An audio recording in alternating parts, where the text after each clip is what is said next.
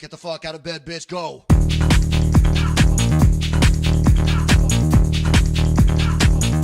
Get up, and then they got go.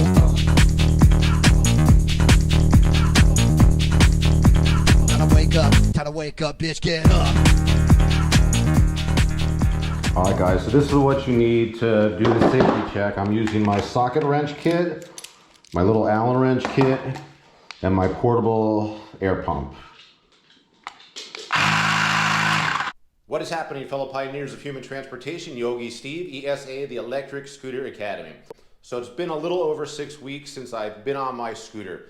I'm not really ready to get on it and do like a full ride or to go back to work, but I haven't looked at the scooter since I had my accident.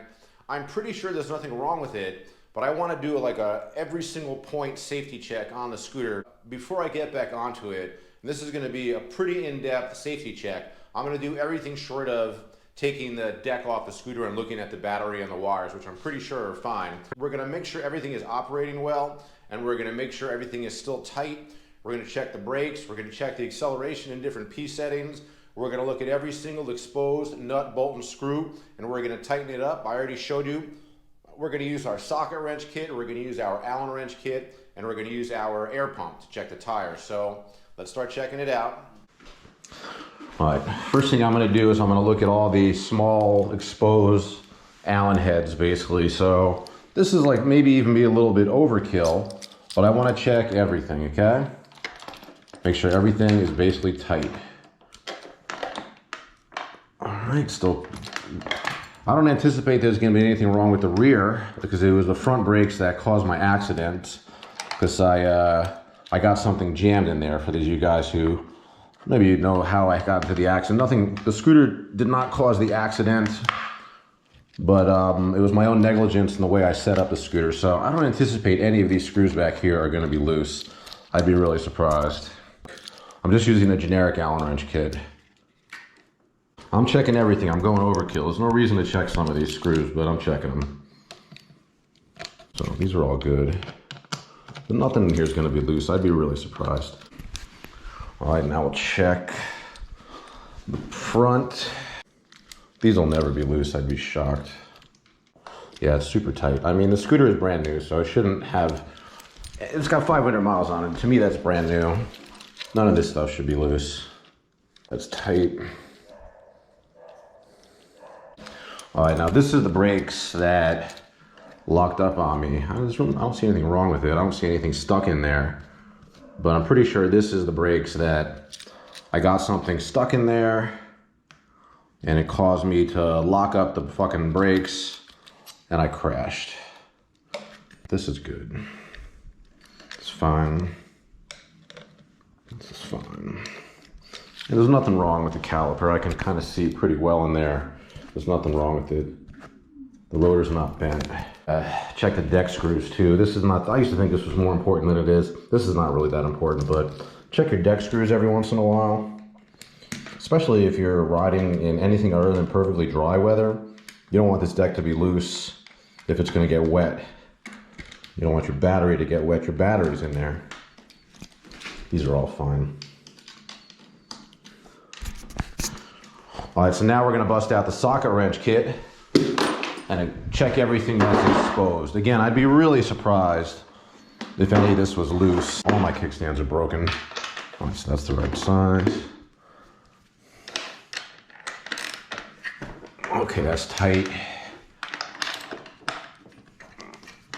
That's tight. Check the other side. Tight. Tight. This has got a rubber thing on it. I'm not even gonna check that, that's fine. All right, so here we go. Super tight. Still tight. Yeah, okay, so I don't really expect there to be anything wrong with these, but this is just good. So, you know what I always tell myself when I'm out there riding, there's a little bit of play in here actually. This screw right, this bolt right here. Oh, okay, that's tight. I think that's just because I never checked that before. All right, so that's good. Right, let's make sure we even check this up here. These bolts, these up here are really important. You really want to check these 4, because I've actually had those collapse on me in previous, while I was out there working. I gotta get the right tool for this.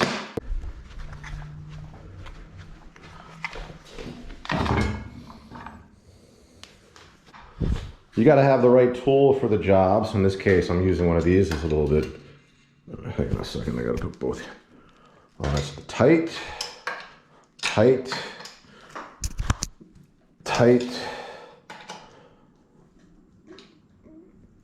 tight. So those are good. So those are tight, no problem there.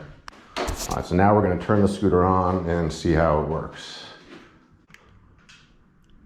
Turn on and turn off, no problem. I can see it's got a like a 70% charge on it, right? Put it in first gear. Let's see what happens when we trigger it.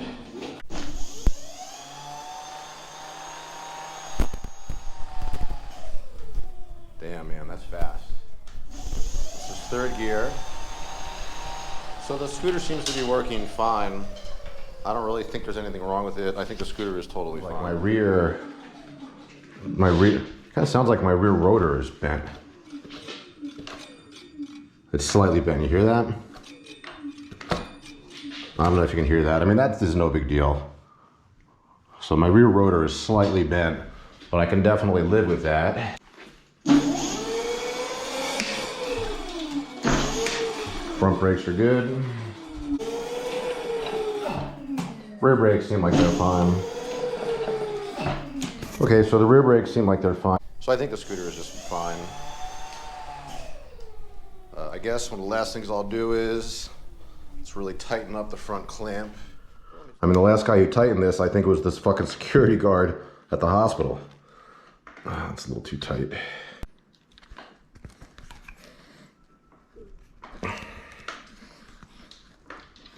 So I think my stem is, I think my clamp is about as tight as I can get it right now. I think the clamp is freaking super tight. All right, let's check the tire pressure. I'd be surprised if there was anything less than like 46 PSI in here. What did I tell you? 46.5, let's bring it to 50. But these tires are freaking basically, you know, to me 500 miles is brand new and they're really holding up very nicely. Again, I'd be surprised if there was less than 46 PSI in here. Pretty good at guessing, huh? 45.5.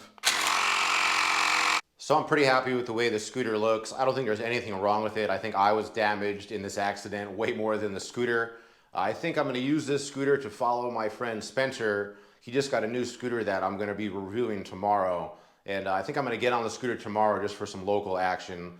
For those of you guys keeping up to date with my injury, on Tuesday I go to the orthopedic surgeon who's gonna tell me whether or not it's mandatory that I get surgery, because I've been healing pretty good on my own. Like, my mobility is pretty fucking good.